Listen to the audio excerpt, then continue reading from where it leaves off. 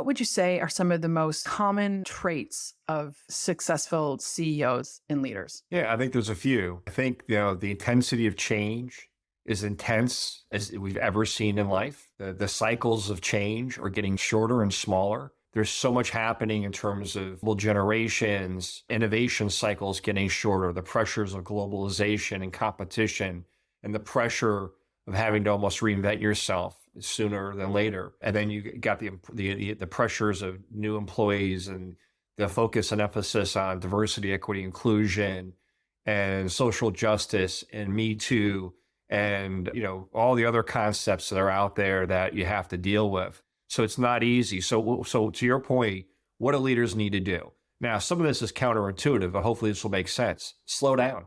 You know, we all move so quickly, and we all live in the now. Trust me, I move 100 plus miles an hour myself, and I'm a pretty intense guy.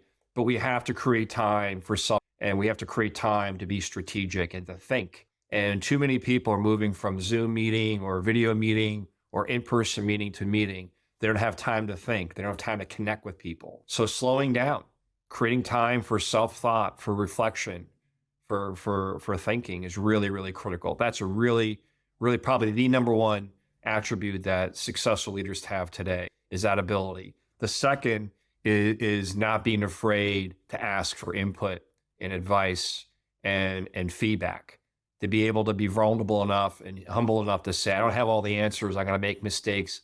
I need to learn not just what you have to think around me, but feedback on me. What can I do to be more effective?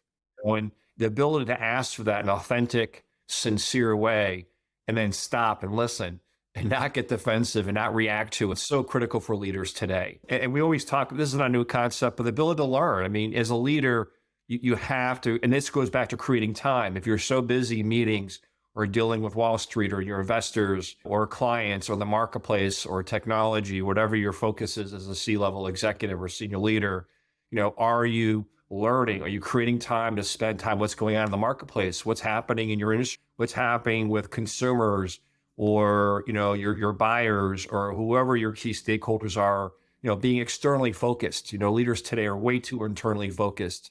They need to be more externally focused. They're too involved in the day to day. So those are just there's more, but let me start there.